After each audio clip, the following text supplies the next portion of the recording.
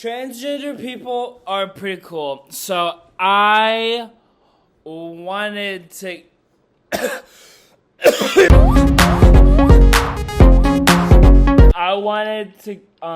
give you a list of why I think trans people are pretty slay. This started off at number one. Number one, trans women are great DJs.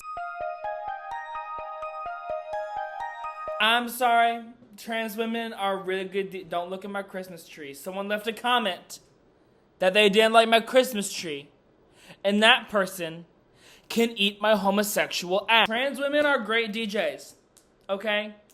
Did you see Sophie? Did you see Arca? Did you see the one girl from Barbie? Okay?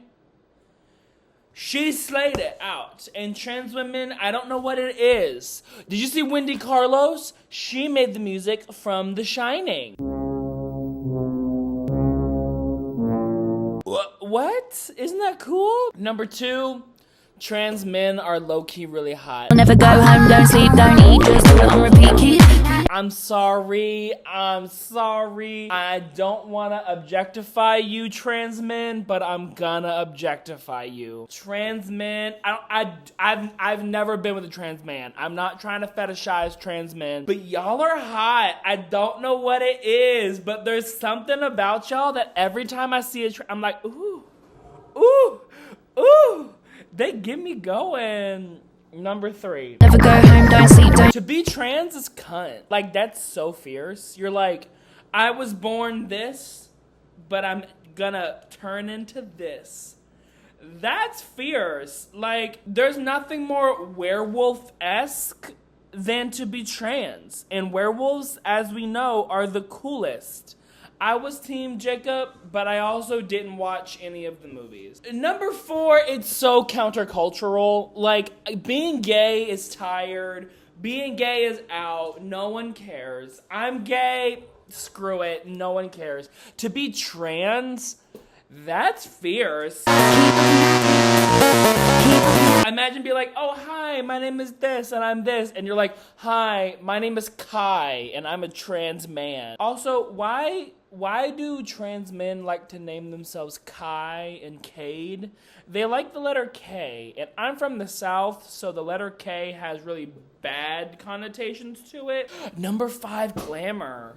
Ooh, glamour. So glamour actually comes from the word gramarye, which means like to bewitch, to entrance, to cast a spell. And I feel like trans people, like, I don't know, I feel like I think trans people feel like they have to prove their own gender to cis people, and because of that, they like really like show up and show out, and they really go like, or like, you know, and it's pretty fierce. Oh, number six, shamans and shit. Trans people were like shamans. Yeah. Did you ever learn about the Native Americans? I didn't, but I went on myself and I learned the history, and y'all are pretty cool. Like, a lot of times shamans were like intersex people or trans people or just people who existed outside the gender binary. And that's kind of rad because I'd want to be a shaman, but I'm not a shaman, unfortunately. And number seven, you're like a paradise for bisexuals. A lot of times, like, bi people, they love all the different aspects of the gender spectrum.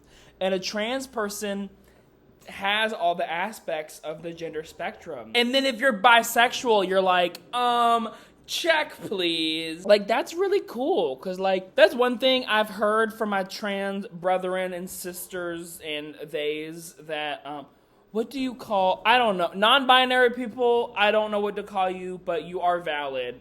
Light and love, peace and blessing. But like, a lot of times they're like, I can't be fooling around with people because they don't know, they like, especially if they're pre-op or if they're early on in their gender transition, Find you a bisexy. Find you somebody who like it both, like everything in between.